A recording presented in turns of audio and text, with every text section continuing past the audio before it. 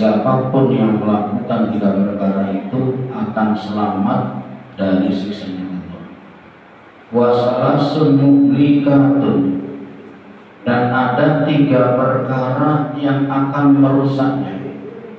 Aimu biqatil fa'iliya fil halak, yakni yang akan menjadikan dia mengalami kerusakan. Maksudnya mengalami kerusakan di dunia, hidupnya akan sulit, akan sengsara, tidak nyaman. Di akhirat berhadapan dengan siksanya Allah Subhanahu wa Ta'ala. Jadi ada tiga perkara yang bikin selamat dari siksa Allah, ada tiga perkara yang bikin mendatangkan siksanya Allah. Wasalasu darajatin, dan ada tiga perkara lagi yang menjadikan terangkat derajatnya. Emunazalu fil akhirati, di akhiratnya nanti akan meningkat derajatnya. Jadi ibu orang masuk surga itu nanti ada tingkat-tingkatannya pada golongan-golongannya. Ada tingkat yang paling tinggi, tingkat yang di bawahnya, sampai berapa? 7 tingkat. Kita nggak tahu yang masuk yang mana. Yang penting masuk surga, yang mana aja ganggu dah. Siapa tahu kita ini masuk golongan menjadi tetangganya Rasulullah. Amin. Amin. Karena Rasulullah mengatakan siapa yang cinta kepadaku maka dia nanti akan bersamaku di surga, kata Rasul. Man ahabba sunnati faqad ahabbani wa man ahabbani kana ma'i fil jannah. Siapa yang cinta sunnahku berarti dia cinta kepadaku. Siapa yang cinta kepadaku maka dia bersamaku di surga. Kata Rasulullah, almarhum man ahabba, seseorang nanti akan bersama dengan orang yang dicintainya. Wasalasun kafarotin, dan ada tiga hal yang dapat menghapus dosa. Eli dulu bi amiliyah, orang yang melakukan tiga hal ini akan terhapus dosanya. Luar biasa Ustaz Nabi. Tiga hal yang bikin selamat dari siksa Allah, tiga hal yang bikin mendatangkan siksanya Allah, tiga hal yang bikin derajatnya terangkat, dan tiga hal yang bikin dosanya diampuni. Amal munjiyatu, adapun yang bikin menyelamatkan seseorang dari siksanya Allah, fa khasyatullahi ta'ala fi sirri wa alaniyati, yaitu yang pertama orang yang takut kepada Allah di saat sendirian atau di saat rame-rame. Jadi takut kepada Allah, takwa kepada Allah, taat kepada Allah, baik ketika sendirian maupun ketika rame-rame. Nah, terkadang orang itu di keramaian bagus sekali, di sendirian bukan maksiat, atau terkadang di kesendiriannya bagus, di keramaiannya tidak bagus.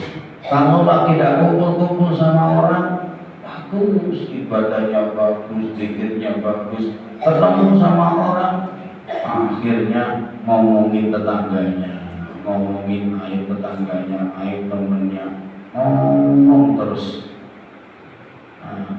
Anda ketemu kalau sendirian bagus, kalau lagi rame-rame mencaci maki temennya, bikin temannya tersinggung. Ini beda-beda. Ya, orang yang selamat dari siksa Allah adalah orang yang takut kepada Allah, taat kepada Allah, baik dalam kondisi sendirian maupun dalam kondisi di keramaian. Qaddama as-sirru li anna taqwa fihi a'la darajat.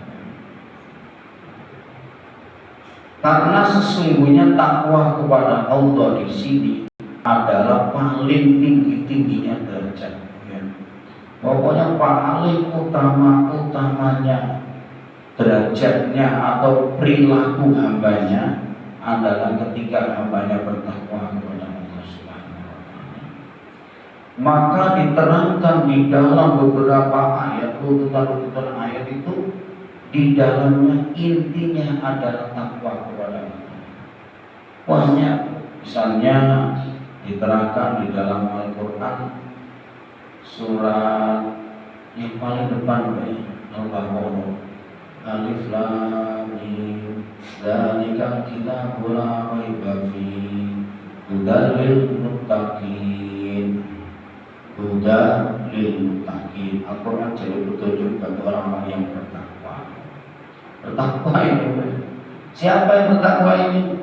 Alladzina yu'minuna bil ghaibi wa yuqimuna sholata Wa mimma razaqnahum. lupa saya. Padahal biasa mepet tahlil ya. Bukan dikasih mana ya? Nah, itu dah waduh lupa ya.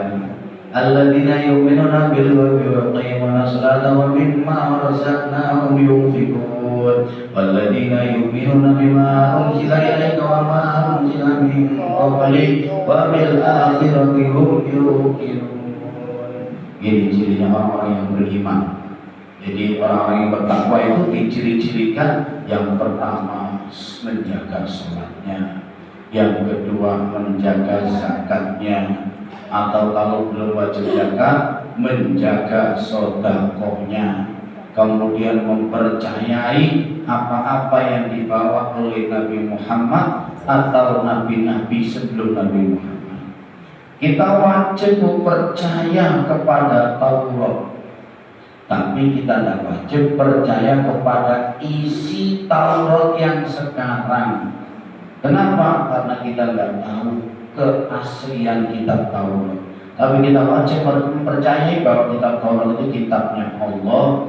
Kitab Taurat itu kitab yang dibawa oleh Nabi Musa yang membimbing untuk umat manusia. Adapun Taurat zaman sekarang, atau orang Nasrani menyebutnya perjanjian lama, ada perjanjian baru, Injil, itu urusan mereka. Kita tidak wajib mengimani yang ada di dalamnya karena kita nggak tahu keasliannya. Makanya kalau bicara tentang ajaran Nabi Musa, maka kita hanya bisa mengikuti ajaran yang disampaikan oleh Ka'ab al-Ahbar, salah satu orang Yahudi yang masuk Islam di hadapan Rasulullah SAW, dan menceritakan tentang pelajaran-pelajaran yang ada dari ajaran Nabi Musa yang tidak bertentangan dengan ajaran Nabi Muhammad SAW.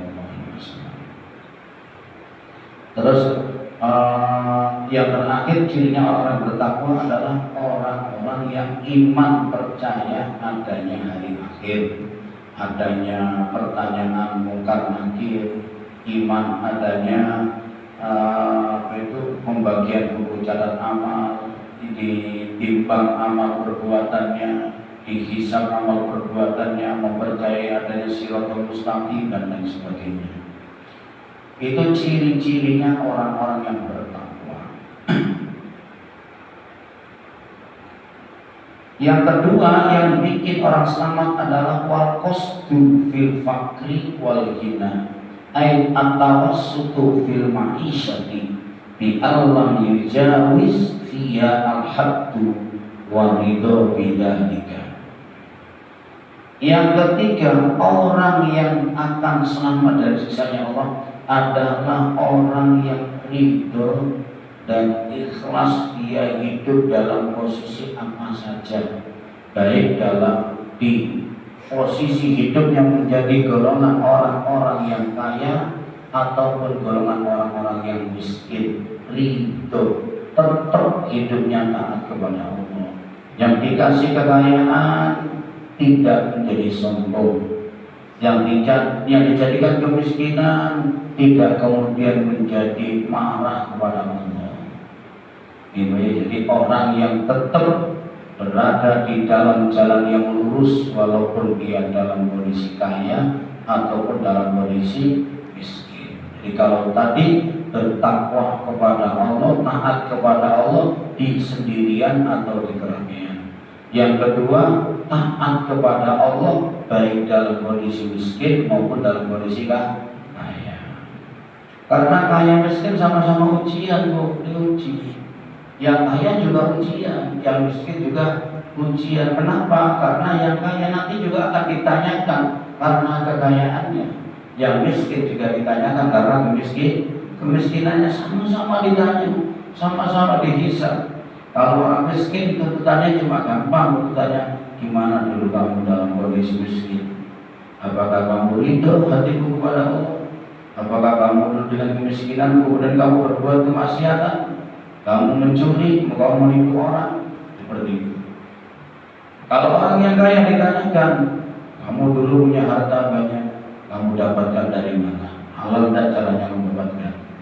Terus kamu keluarkan untuk apa? Halal tidak kamu keluarkan. Itu ditanyakan.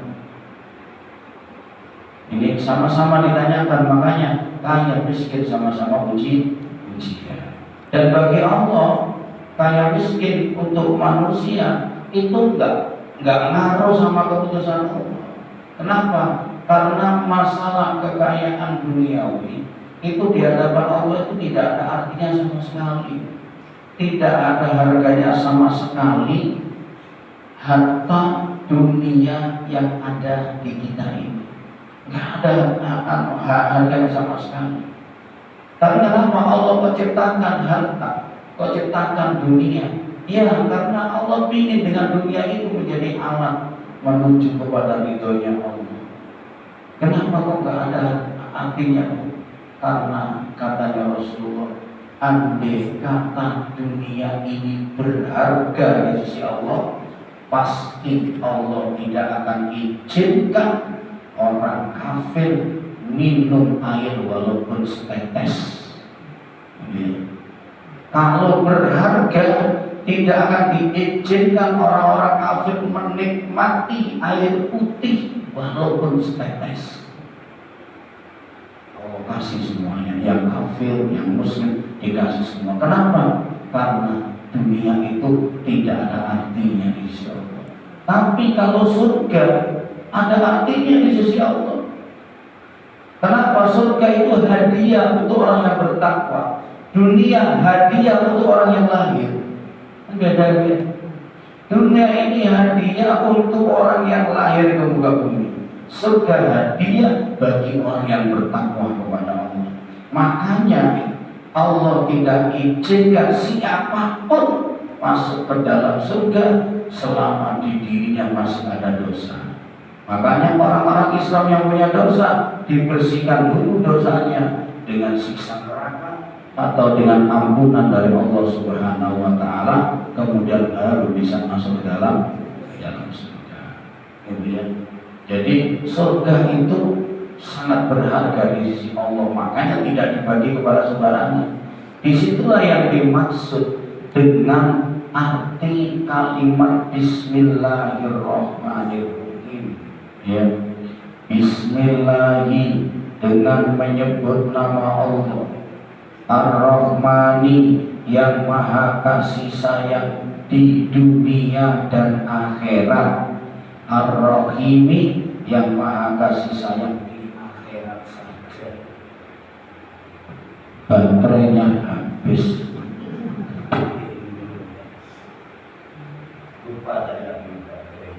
Kemudian selama ini kita diajarkan mengartikan Bismillah itu banyak yang sama, cuma dengan menyebut nama Allah yang maha pengasih lagi maha penyayang. Loh, ini lagi dari mana lagi? Jadi artinya ya, dengan menyebut nama Allah yang maha pengasih di dunia dan akhirat, maha penyayang, maha pengasih di akhirat saja.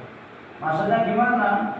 Kalau di dunia orang-orang kafir dikasih makan oleh Allah, orang-orang muslim yang dikasih makan oleh Allah, sampai hewan-hewan pun dikasih makan oleh Allah, dikasih izin hidup oleh Allah.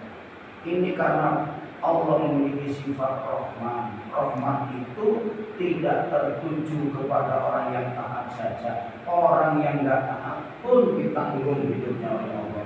Maka jadinya Allah dalam Al-Quran wa ma min dabbatin fil ardi 'alallahi rizquha. Tidaklah ada makhluk yang hidup di muka bumi kecuali Allah menanggung rezekinya. Orang kafir ditanggung, orang jahat ditanggung rezekinya. Kenapa? Karena Allah punya sifat rahman. Tapi kalau sudah nanti dari kiamat, rahmannya Allah sudah nggak ada. Yang ada rahimnya Allah. Nah, rahim ini kasih sayang Allah hanya kepada orang yang nggak punya dosa. Makanya kalau ada orang muslim, orang beriman punya dosa, dia tetap dimasukkan ke dalam neraka. Biar teriak-teriak jerit-jerit Allah nggak kasihan. Karena yang ada saat itu hanya rahimnya Allah Subhanahu wa Ta'ala.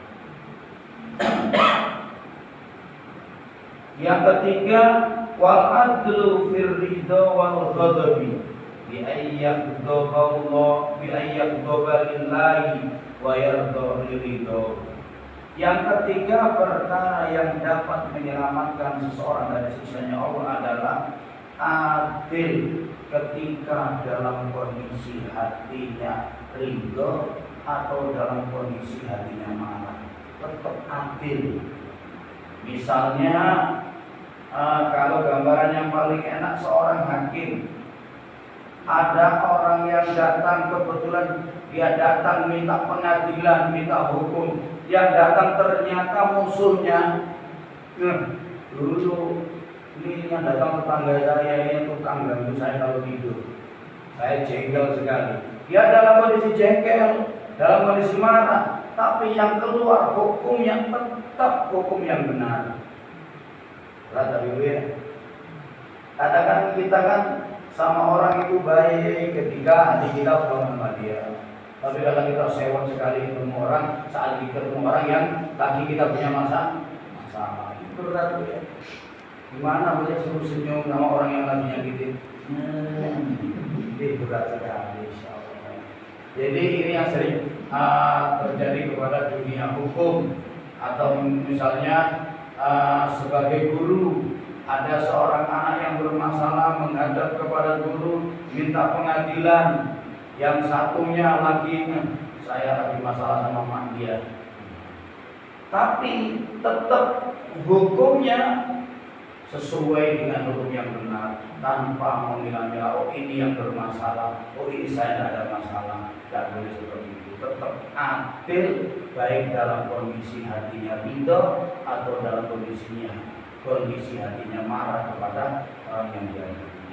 Ini akan selamat dari siksanya Allah Subhanahu wa Ta'ala. Yang berikutnya, wa ammal muhlikatu. Adapun perkara yang merusak seseorang, baik merusak jiwanya, merusak hatinya, merusak kehidupannya, baik di dunia maupun di akhirat. Ini yang pertama adalah fasukun syadidun, bakhilun syadidun, orang yang sangat pelit. Kemarin pengajian di masjid ketemu ini, sekarang ketemu ini lagi. Ini ya takdirnya Allah. Berarti Allah mengingatkan kepada kita berkali-kali, hati-hati jangan pelit. Orang ketemu aja ini. Bahkan di sini disebutkan fasukun syadidun. Ada yang mengatakan juga sukun sama bakhilun itu ada perbedaan. Kalau bakhilun pelit kepada orang lain. Kalau sukun jangankan sama orang lain, sama dirinya sendiri pelit. Badannya sakit, udah batuk-batuk, mengguk-mengguk berhari-hari tidak sembuh. Mau beli obat itulah yang memang dipegang uangnya. Apalagi ada orang lain datang mau minta bantuan orang untuk diri sendiri aja pelitnya, masya Allah. Ini ya, jadi pelit sama dirinya pelit, apalagi sama orang. Kalau ada orang pelit sama dirinya, tapi baik sama orang lain, dermawan sama orang lain, itu bagus. Kalau pelit urusan kenikmatan dunia, berarti dia orang yang zuhud. Rasulullah seperti itu. Rasulullah itu tidak senang mewah-mewah. Rasulullah makan apa adanya. Bahkan Rasulullah sering sekali mau makan tanya Aisyah, ada apa sekarang? Tidak ada apa-apa ya Rasul, belum ke pasar saya. Ya sudah, hari ini saya lagi istirahat. Hari ini saya puasa. Ya. Jadi sering Rasulullah bahkan waktu berbuka pun nggak ada yang dimakan sendiri. Tapi Rasulullah ini kalau lagi banyak rezekinya pernah dapat harta rampasan 5 kampil Rasulullah. Itu dibagi oleh Rasulullah sampai habis. Ini berarti Rasulullah zuhud terhadap dunia ketika kembali kepada dirinya sendiri, tapi dermawan kepada orang lain. Kalau kita kan enggak ya, misalnya ini sama kita eman-eman, apalagi sama orang lain. Makanya kalau kita latihan, ya kita apa keinginan kita selama tidak dilarang oleh syariat, turutin aja. Biar apa? Biar bisa berbagi kepada yang lain. Fala yu'ti ma alaihi min haqqillahi ta'ala wa haqqil khalqi. Mereka adalah orang yang tidak mau mendatangi hak-haknya Allah dan tidak mau mendatangi hak-haknya makhluk. Mendatangi hak-haknya Allah itu apa?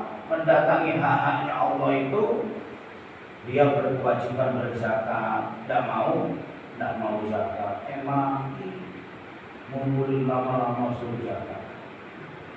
Ini misalnya Idul Fitri, bilang kita wajib zakat zakat fitrah. Saya punya anak 5, punya orang tua 2. Ini saya semua zakat berapa ini? 3 kilo dikali banyak sekali eman. Tidak mau zakat. Ini berarti tidak mau memenuhi hak-haknya Allah. Juga Bu, termasuk tidak memenuhi hak-haknya Allah. Kalau sudah mampu daftar haji, tidak mau daftar haji.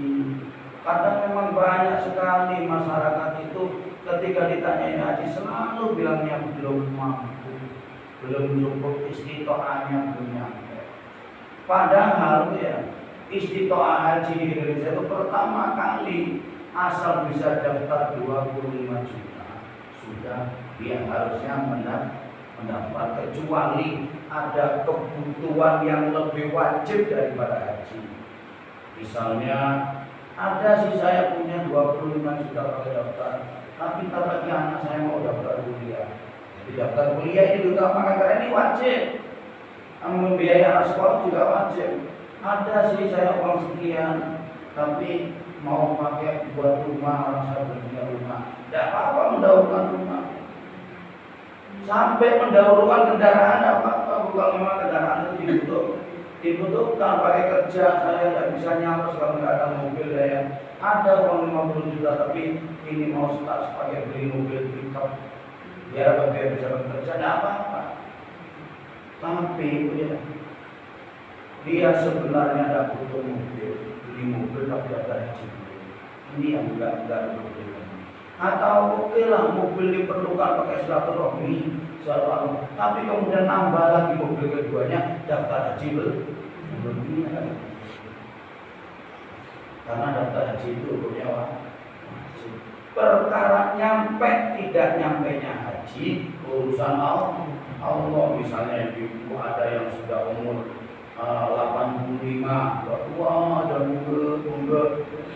kemudian punya uang, ya mau daftar haji nyampe nggak nyampe urusan Allah.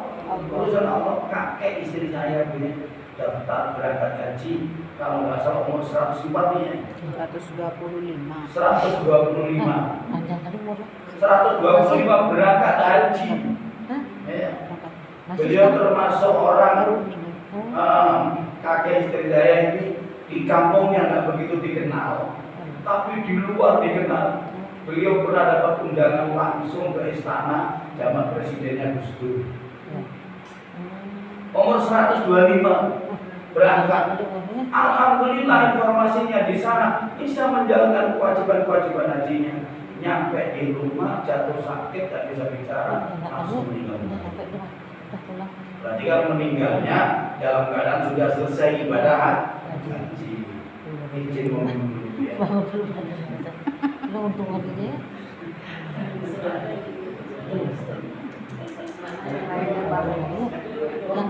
Yang cowok, dadanya masih. Sekarang Ibu di Kementerian Agama setelah kajian yang cukup mendalam, orang yang sudah mendaftar haji tidak boleh dipanggil calon haji.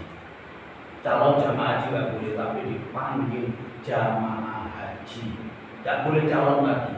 Calon sudah dihilangkan. Kenapa?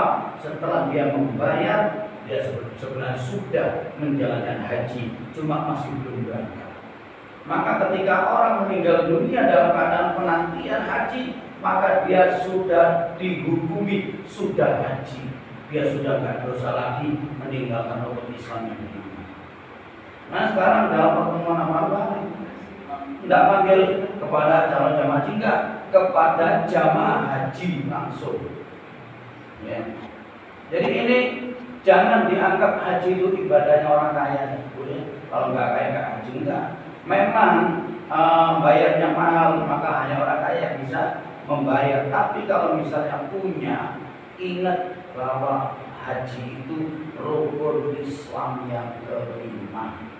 Ingat itu ya, rukun Islam. Rukun berarti harus. Kalau belum bisa haji, ya paling tidak ada keinginan dalam hatinya untuk haji. Ya paling tidak bisa haji, dapat pahala pingin. Apa manfaatnya pingin, Pak?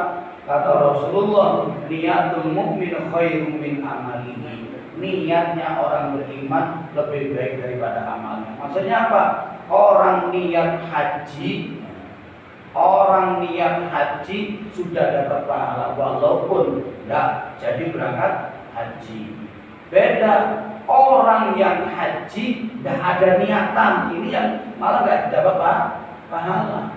Orang yang niat sholat sudah persiapan kok mati duluan, dapat pahalanya niat sholat, keinginan sholat. Tapi kalau ada orang sholat tidak pakai niat, sholatnya enggak sah. Ini yang dimaksud Rasulullah, niatul mu'min khairun min amalihi. Jadi juga haknya makhluk. Kalau tadi haji haknya Allah, kalau haknya makhluk, infak, membantu orang yang tidak mampu, ya, membantu tetangga kita. Tengok tetangga kita, apalagi kalau punya tetangga yang sendirian hidupnya, sudah tua, tidak ada anak, tidak ada suami, tidak ada istri, sebatang kara. Ini perlu dipikirkan, dia sudah makan apa belum. Lebih-lebih ada tetangga kita anak yatim yang dibesarkan di ibu yang tanpa ayah dalam kondisi miskin. Ini perlu diperhatikan. Kenapa, Bu ya? Karena nanti Allah akan menuntut kepada siapapun yang punya tetangga sulit dimakan, tapi dia tidak mau tahu dengan tetangganya, ya, akan dituntut itu sama Allah. Ini makanya kita senang berbagi, ya. Apalagi sekarang ada gerakan berbagi ke Palestina, ya. Di sekolahan kemarin hari Jumat itu dimintain sumbangan untuk Palestina. Ini luar biasa, Bu. Apa maksudnya? Luar biasa, tidak hanya nilai sodakonya, tapi pendidikan sodako kepada anak kita. Makanya kalau ada sekolahan dikit-dikit ngedarkan infak, jangan melulu infak aja. Dan itu pendidikan, ajarin anak kita menjadi dermawan. Kalau nggak diajarin susah nanti kalau anak kita tumbuh dengan karakter yang pelit, tidak mau berbagi kepada teman. Tapi juga harus diajari, jangan terlalu semangat berbagi, nggak ada ukurannya, akhirnya royal, ini ya jangan jelek.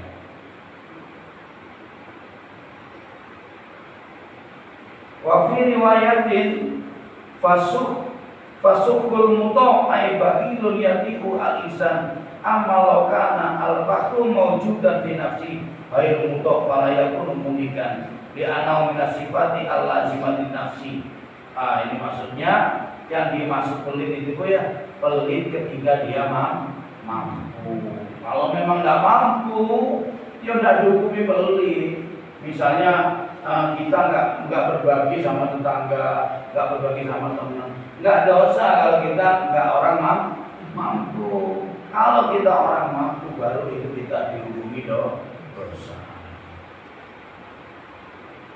Yang kedua, yang merusak pada diri kita adalah wahawan mutlaba bi ayyat ba'a ma ya'muru bihi hawahu. Orang yang menuruti hawa nafsunya. Hawa nafsu itu keinginan yang mengajak kepada kejelekan. Pokoknya di dalam hati ada dorongan mailun kalau bahasa Arabnya, ada dorongan untuk melakukan sesuatu yang jelek. Itu namanya bisikan nafsu, maka jangan dituruti. Kalau di dalam ilmu tasawuf itu nafsu itu ada 7 perkara, tapi kembalinya intinya ada 2. Ada nafsu mahmudah, nafsu yang baik, ada nafsu madmumah, nafsu yang jelek. Kalau udah ada dorongan berbuat kejelekan, berarti itu nafsu jelek. Kalau ada dorongan kebaikan, berarti itu nafsu yang baik. Dilihat dari kebaikan apa kejelekan. Dan apa yang bisa mengukur kebaikan sama kejelekan itu? Bisikan hati ini baik, ini jelek. Apa yang bisa mengukur? Yang bisa mengukur adalah ilmu. Makanya orang yang punya ilmu itu punya rim. Walaupun rimnya itu kadang-kadang los, kadang-kadang dol. Maksudnya apa? Ada orang yang punya ilmu ya, perilakunya nabrak-nabrak. Hukum ada juga, tapi paling tidak dia tahu ini kejelekan, ini kebaikan. Oh, saya lagi melakukan kejelekan. Oh, saya lagi melakukan kebaikan. Yang nggak punya ilmu ini nggak tahu ini nabrak apa tidak, nggak tahu ini halal apa haram, nggak tahu. Ini yang berat. Makanya Rasulullah selalu pesan pertama kali adalah masalah ilmu. Ini pesan belajar. Dari Jumat kemarin, ya aku terangkan masalah itu ya, masalah pentingnya nyari ilmu. Ini berarti takdir Allah, berarti kita diwanti-wanti sama Allah. Jangan malas-malas ngaji. Itu katanya Allah. Jangan malas ngaji. Ngaji malas, lagi capek malas, jangan. Selama yang mau ngaji semangat, yang ngaji, yang nyari ilmu harus lebih semangat. Saya kemarin tadi saya ngobrol bersama teman-teman penyuluh, ngobrol di rumah sini mampir dari Bawati. Teman-teman beberapa dia cerita, saya dapat tugas dari Basari. Kasihan saya udah datang ke sana kemarin tidak bisa kumpul jamaah. Akhirnya saya harus ngikut ustadznya yang dari Denpasar. Dari Denpasar datang jauh-jauh. Yang ngaji, yang di depan paling ada 5-4 orang. Ada yang mojok di sana, ada yang di sana, ada yang bengong di emperan masjid. Ustadznya dari Denpasar. Apalagi didatangkan ustadz dari Karangasem, dia makin kosong ngaji. Gitu ya. Jadi kadang memang diri saudara. Tapi ada juga daerah-daerah yang pengajiannya luar biasa. Sekarang yang lagi viral itu pengajiannya Gus Ipul. Beliau di rumahnya ngajinya, di emperan rumahnya. Tapi yang hadir Masya Allah ribuan yang hadir. Sampai di jalan-jalan penuh luar biasa. Ini kalau memang mau rutin ngaji seperti itu, Masya Allah luar biasa ya. Intinya pokoknya kita semangat, jangan kita malas-malasan. Mumpung kita dikasih sehat.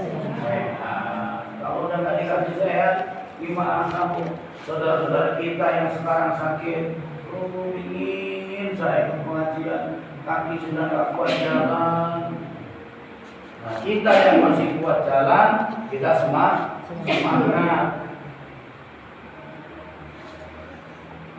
Jadi yang akan merusak seseorang adalah orang yang menuruti hawa nafsu. Yang ketiga, wa ijabul mar'i bi nafsihi. Orang yang membangga-banggakan dirinya sendiri. Nah, kemarin lagi nih ya. Kemarin kita bahas ijab ini. Membangga-banggakan dirinya sendiri. Ai nadaruhu ilayya bi ainil kamal ma'al nisyan nikmatillahi ta'ala wa ma'al amani min zawaliha. Orang yang ijabul mar'i bi nafsi atau yang akan merusak dirinya adalah orang yang selalu melihat dirinya dengan mata kesempurnaan. Pokoknya saya sholatnya bagus, saya rajin, saya ahli bersedekah. Pokoknya dilihat baik-baik aja. Pokoknya membangga-banggakan dirinya sendiri, memuji-muji dirinya sendiri, disertai dengan dia lupa bahwa kebaikan yang ada pada dirinya adalah nikmat dari Allah, dan dia lupa bahwa nikmat itu sebenarnya tidak pernah aman dari Allah Subhanahu wa taala. Kelebihan yang kita miliki Allah berhak sewaktu-waktu mengambil, berhak sewaktu-waktu mencabut, karena kelebihan itu adalah titipannya Allah. Maka nggak boleh kita melihat diri kita itu lebih baik daripada yang lain. Nggak boleh, yang akan menjadikan hidayah sulit masuk. Katanya Imam Syekh Abdul Qadir Al-Jilani, beliau jawab begini, kalau orang ingin terbebas dari kesombongan, maka ketika kamu bertemu dengan orang yang lebih tua, katakan dalam hatimu, orang itu lebih mulia daripada saya, karena dia lebih dahulu ibadah kepada Allah daripada saya. Kalau ketemu sama orang yang lebih muda, katakan, saya sama anak ini lebih mulia anak ini. Kenapa? Karena berbuat dosanya lebih dulu saya daripada dia. Kalau ketemu sama orang yang lebih bodoh daripada kita, ilmunya sedikit, katakan, ya Allah, saya sama dia lebih mulia dia. Kenapa? Dia maksiat mungkin dia nggak tahu hukumnya. Kalau saya maksiat, saya tahu hukumnya. Kalau ketemu sama orang yang pintar, katakan, ya Allah, saya sama dia lebih mulia dia. Orang dia beramal benar semua karena diukur dengan ilmunya. Ibadah saya betul-betul benar karena ilmu saya sedikit daripada dia. Nah, kalau orang sudah seperti itu pikirannya, nggak akan merasa lebih daripada yang lain. Tetap tamadun, bawaannya tenang, nggak menggebu-gebu, bawaannya nggak omongannya tinggi-tinggi, tenang. Kalau ketemu sama ya, makanya kita lebih enak merendahnya daripada kita direndahkan orang. Mendingan kita merendahkan diri kita. Janji Rasulullah, kata Rasulullah, man tawadhu'a rafa'ahu Allah, wa man takabbara wa ta'ahu Allah. Siapa yang merendahkan diri, Allah akan mengangkat derajatnya. Siapa yang meninggikan diri, Allah akan menurunkan derajatnya. Enak berarti dia. Enak jadi orang yang biasa-biasa saja. Tidak usah menonjol, tidak usah ingin ditonjol-tonjolkan.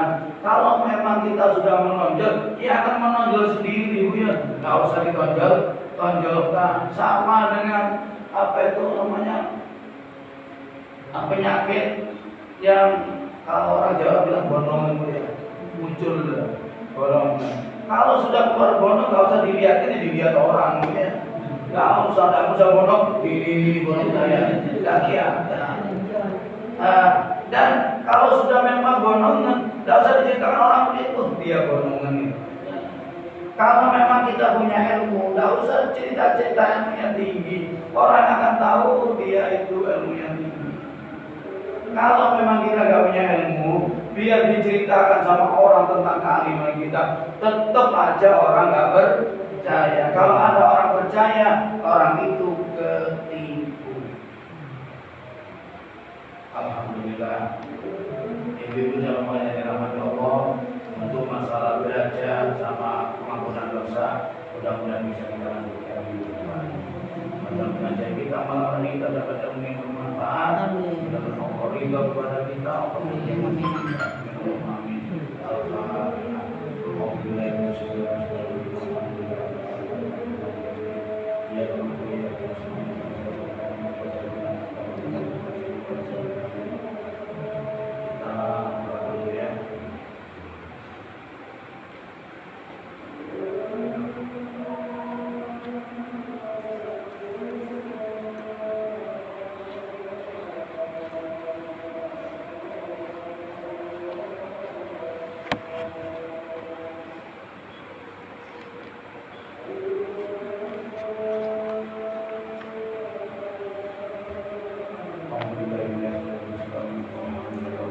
Amin.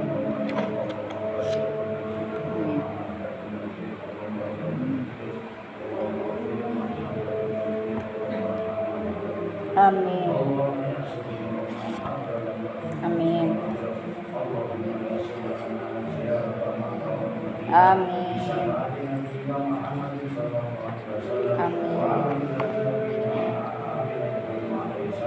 Amin.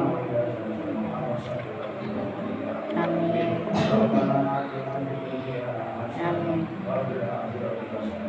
Amin.